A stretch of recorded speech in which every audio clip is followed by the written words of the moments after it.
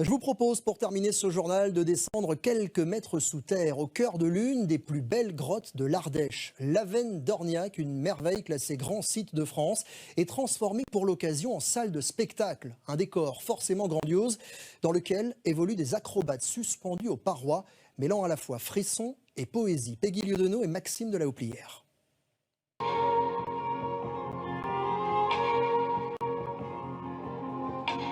Suspendu dans les airs pour raconter une histoire. Dans cette grotte, à près de 50 mètres du sol, la compagnie des Accordés est en pleine représentation, avec comme objectif de sensibiliser ses spectateurs à la notion de respect.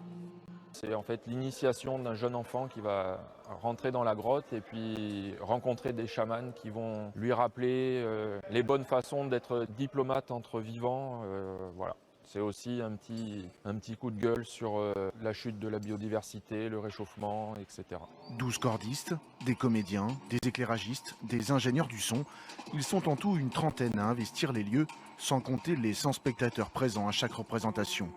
La grotte est un site classé, il a donc fallu prendre toutes les précautions possibles pour la préserver. Et c'est une salle qui n'est pas une salle de spectacle. Et donc du coup, c'est très important pour nous de faire en sorte que tout l'équipement technique du spectacle soit entièrement et surtout facilement réversible. C'est-à-dire que tout ce qu'on a mis en place est très facilement démontable. Et lorsqu'on partira de la cavité, la grotte sera exactement dans le même état que celui dans lequel on l'a trouvée. La troupe a ainsi utilisé des ancrages déjà existants et des techniques d'amarrage naturelles pour occuper des volumes exceptionnels.